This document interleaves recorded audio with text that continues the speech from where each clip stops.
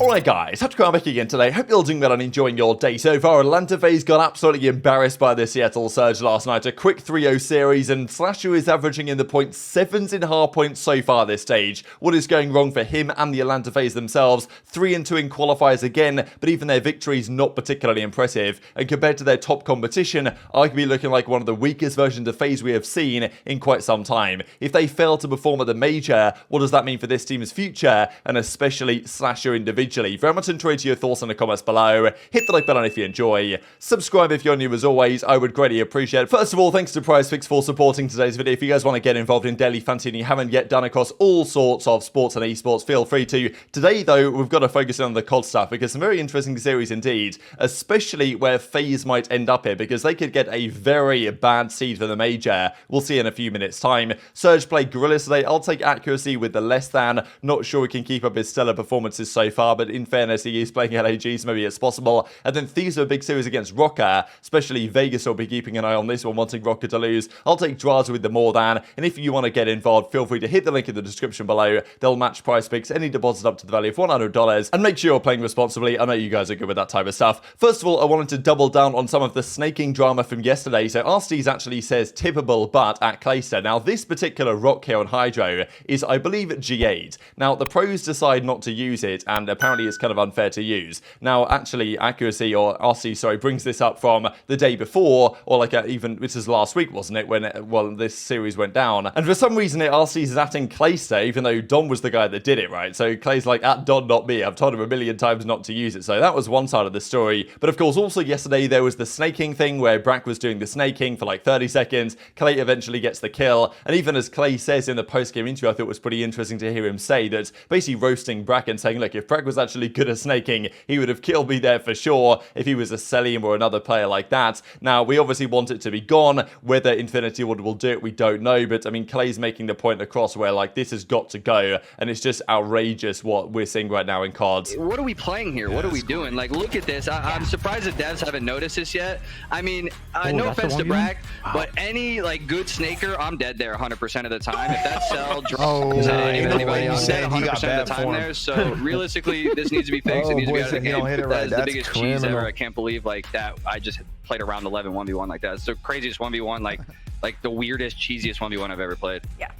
Clay. Even Jacob L said, like, what if you just find people for snaking, right? Because back in the day, it was G8, and, like, I think it's quite clear, 99% of the time, it's quite clear whether someone's done it intentionally or not. Like, you can tell whether someone's intentionally snaking or whether they've done it by accident almost all the time. So, theoretically, it was G8 before they got away with doing it. So, you know, whether the league could step in here, because it's not pretty for all parties, but they'll probably just allow this to continue on. And even Breaking Point tweeted this out in my first 100 days I will end snaking in COD. Does he have your vote? So here's SlasheR. Now, he was to play a series shortly afterwards, and look, it didn't go particularly well, let's just say that. Especially when compared, FaZe, to what OpTic are currently doing. OpTic 15-3 map count here. This is the type of thing FaZe used to do at their peak a couple of years ago, and not to say that OpTic will be able to replicate this same level on LAN. I know that there's still some questions among OpTic fans, and you can understand why, as to, yeah, there's some kind of concern for OpTic as to whether they can replicate this when they get to LAN, and with FaZe, there's always the kind of feeling that FaZe, well, when they get to LAN, they'll still be a top 3 team regardless of how they've done online. That might still be true, but in the hard points, OpTic are no doubt leagues clear of FaZe right now, 8-0 record this stage, and FaZe absolutely nowhere near anything like that. Game 1 yesterday, Surge versus FaZe, was a demolition job. Cellium 28-18, but SlasheR at 8 kills. And I don't know what's going on with SlasheR lately in the hard points, but he looks so lost. And obviously, they've made some serious changes lately. They're trying to put the ARs in hill more often. Cell had the most hill time. Mack had 2 minutes 21. So some teams have different ideas because, like, on the Surge side, and Mack always seems to play well against FaZe for some reason. He played great in this series. But, yeah, he had 2 minutes 21. So they're not necessarily putting accuracy and Simp in the hill. Mack is doing that work, but yet it works for them. But other teams are putting their ARs in the harpoon, and that works for them. And I do think that really you do need to allow Simp and aBeZy to do a bit more and roam and slay on the map, to be honest, and allow SlasheR and and Cellium to soak up the hill time. But SlasheR hasn't even got that much hill time compared to his SMGs, and Cellium's doing most of the work there. So I don't really know what SlasheR's doing on the map. Yes, they made some changes there, FaZe. They're trying to allow Simp to not be the hill kitten and go a bit more rogue and do what he wants. But even doing that, Simp hasn't been performing that well either, which is a big surprise. We're going to talk about SlasheR's numbers here, but Simp's numbers as well have been, shockingly bad, I would say, this stage as well. So game 1 was dominant for Surge. There were some interesting vetoes here. I am surprised they played this Fortress Search and Destroy map game 2, where Surge are going to be pretty good, and FaZe have never exactly been spectacular, I don't think, on this particular combination. Their streak was usually done on LSClo, Hotel, and others, and, here Pred gets a nice ace to tie it up 3-3. They end up winning this map 6-4, and then they dominate the control, and this really was not exactly super shocking, but, I mean, SlasheR didn't get fried in this map. He at least got to some kills in the series, but it was not pretty, right? And Mack made some big plays. They cleaned up here, 2-0 in the end, and then it was a quick 3-0. So 3-0 in the control, 3-0 in the series. I mean, remarkable stuff. We haven't seen FaZe get destroyed like this in some time. Now, yes, this Surge team, when it was built in Vanguard,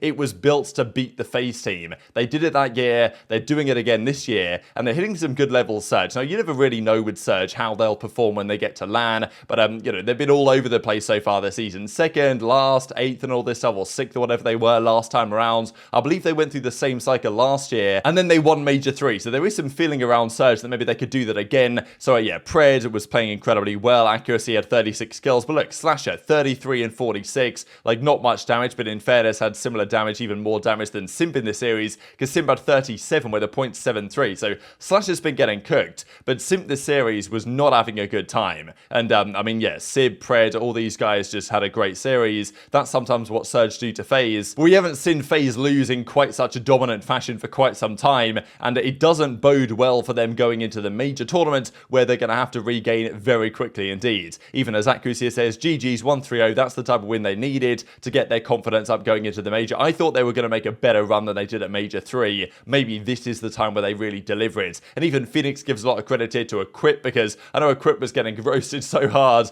when they were losing a lot, or when they went on that crazy bad S&D run, while FaZe went on their crazy good S&D run. Then, Equip was getting roasted, like, what does this guy do as their S&D coach? But they've turned it around to the point where they can beat FaZe in Search and Destroys, and that's massive for them. Now, the FaZe side, GG's to Surge lost 0-3, even as Simp says, GG's major time thumbs up, and, I'm sorry, my stats aren't good. This guy replied and then deleted it. Classic, kind of a COD Twitter interaction where once the pro actually replies, they backtrack and delete the tweet. But this is what SlasheR says. Played terrible, felt terrible all stage long, got to be better for the major period. So part of this is SlasheR being under the weather. He's been ill for some time, for some reason. I'm not exactly sure why or what he's got, but he mentioned just the other day, I'm already sick fighting for my life, don't need the double ping situation. So apparently SlasheR's been very unwell, which will be affecting his gameplay to a certain extent. And honestly, his KDs so far this season have been pretty damn respectable. SlasheR's been good, I think, for this team compared to what they wanted him to do ever since he joined. It's just this stage, especially in the hardpoints, where he's been pretty atrocious, and it feels like he's very much lost on what to do at times, given the new style they're trying to adopt. They clearly changed up their style to try and, replicate what some of the other better teams were doing in hardpoints. Even OpTic said that FaZe, when they play them in hardpoint in scrims, are pretty good at hardpoint. They're one of the better teams that they play, one of the only teams that gives them problems in that mode. But converting that to matches hasn't really happened yet, and SlasheR finding what he's meant to do on the map at times doesn't seem to be working out so well for him. These were their hardpoint records against the top 8 teams coming into, after the start of Stage 3, and this was on the 12th of April, but since then, FaZe, they went 1-1 against Minnesota, and then they lost the match yesterday, or the hardpoint yesterday, to Surge. So that's 5-13, I think, for FaZe. They've gone something like that anyway, against the top 8 teams in hardpoint, whereas OpTic, you're looking at 15-5 or something like that, similar type of dynamic as they beat Boston, right? So, I mean, it's pretty remarkable how bad FaZe are, one of the worst in the league at hardpoint compared to the top teams in the league, and these are the numbers. So these are the overall season numbers excluding Stage 4. So SlasheR has a .96, decent kills, decent engagements, decent hill time right over the season, and these are the numbers that have got FaZe to not a particularly good hardpoint record, 22 and 26, but at least a respectable type of hardpoint record, and SlasheR, 0.96, 1.06 in the Search and Destroy, 1.03. So for me, the SlasheR question is quite interesting. I know many have been calling him for ages to get dropped now, and I never really understood that, but that conversation is certainly gathering more weight. To me, SlasheR came into this team to do a couple of jobs last season. They struggled last year with Arcitys to get the job done on Championship Sunday. They didn't seem to have the ice. SlasheR brought that in. They won an event with him this season. They took down a big grand finals. So I think SlasheR kind of accomplished that goal. And also he was brought in to improve their search and destroy, which he very much did. And they became the best search and destroy team we've probably ever seen with that ridiculous S&D win streak they went on for quite some time. That was never going to last. And when that falls off, they need the other game modes to step up. And their control has been pretty much 50-50 as well. So these are the numbers so far this season. But if you just look at stage 4, it's really ugly. SlasheR has a 0.79 in hardpoints with barely any kills per 10, barely any engagements per 10, and not even getting that much heal time compared to Cellium, who's getting almost double and is effectively doing it all right now for this FaZe team. Now, you can argue that whether some of the problems with their play stem from Cellium's style, but, you know, fundamentally, the guy's got a 1.3 and 90 seconds in hardpoint. I don't really know what more he can do. It's on the rest of the guys to figure out how to best play around that, but I know that people are looking at SlasheR, but Simp as well. Simp has a 0.87 so far this stage, with not much heal time. He's meant to be now the roaming slayer, and I guess the argument was, okay, Cellium soaks up the hill, Simp can run around and do what he used to do back in Cold War and drop a 1.2 every series. That's not happening. aBeZy has more hill time than Simp with a 1.15, with way more kills and significantly more engagements, but Simp has got a 0.87, so like it's not just SlasheR here. Like Simp and SlasheR have got to figure something out because they're both not playing where they need to be right now. I'm sure SlasheR knows it, I'm sure Simp knows it, but their hardpoints are costing them 3 and 6 this stage. Okay, their search, they're still 5 and 3. SlasheR's been fine enough in that mode, and then in control he's at a 1.04, so that's again okay. It's just the hardpoint that's really causing them issues, and they lost game 5 to Subliners, they lost 3-0 to Surge, and even their victories, right, okay, they beat Toronto, but a kind of weak Toronto right now, and they took down Florida 3-2 and Minnesota 3-2. Like, they could easily here have been 1-4 or something, right? Like, they had to clutch up to even go 3-2. In my opinion, SlasheR probably needs to bring back the A's had if he actually wants to step up again, but he was looking at the camera last night thinking, damn, I'm absolutely getting cooked lately and what is going on? So maybe his illness or whatever he's suffering with, or just feeling under the weather for the last couple of weeks or whatever, has been holding him back. But he obviously does need to improve quickly, especially with questions being raised about, okay, what happens in the future, right? Given the fact that you've got guys like Attach on there on the bench, given his FaZe tenure, and whether there's other options for SlasheR. Now, I don't think they're going to make any changes for SlasheR for the rest of this season,